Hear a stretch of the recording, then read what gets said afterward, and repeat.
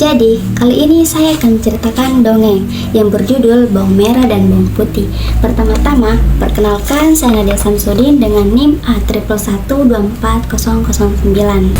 Pada zaman dahulu, hiduplah seorang gadis bernama Bawang Putih yang tinggal bersama ayahnya. Mereka hidup bahagia, meskipun Bawang Putih sangat merindukan ibunya yang sudah meninggal.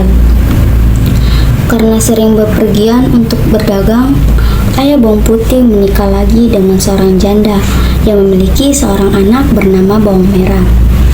Ayah Bawang Merah dan Bawang Putih berkata, "Mulai sekarang kau punya ibu baru dan saudara tiri Bawang Putih," kata sang ayah.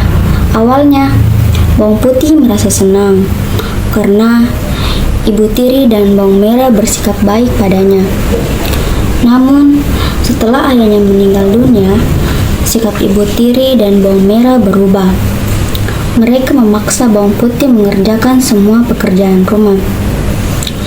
Lalu, ibu tiri Bawang Putih berkata, "Kau harus mengerjakan semuanya setiap hari, Bawang Putih," kata ibu tiri Bawang Putih.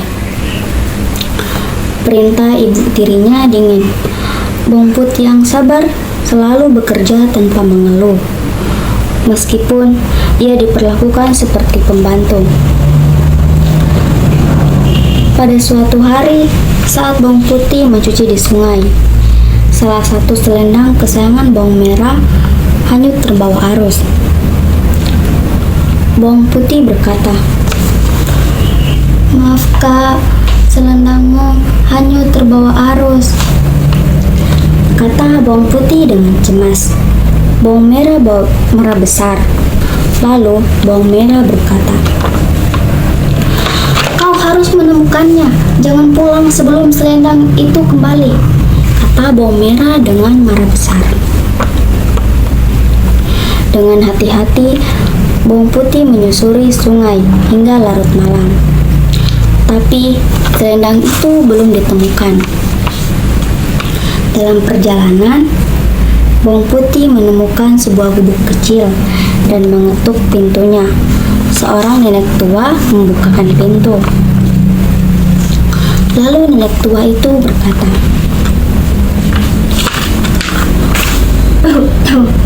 "Apa yang kau cari, Nak?" kata nenek tua itu. Bawang Putih menjelaskan tentang selendang yang hilang. Lalu nenek itu berkata,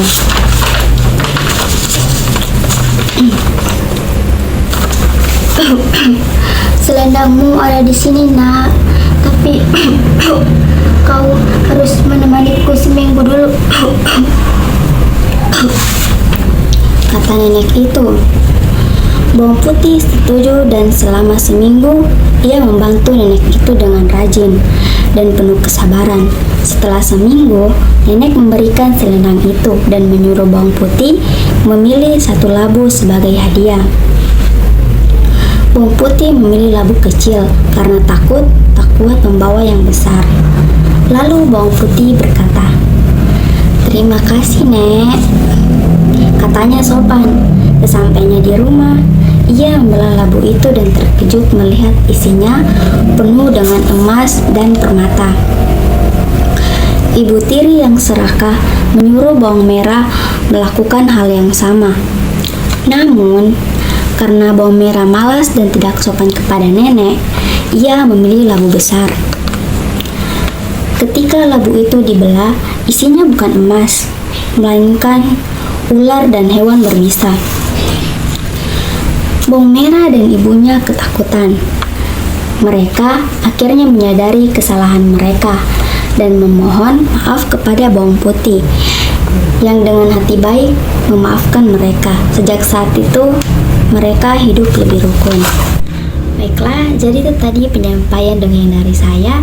Jika terdapat banyak kekurangan ataupun kesalahan dalam penyampaian dongeng, saya mohon maaf. Karena saya juga masih dalam tahap pembelajaran. Saya akhiri, wabillahi taufiq wal hidayah. Wassalamualaikum warahmatullahi wabarakatuh.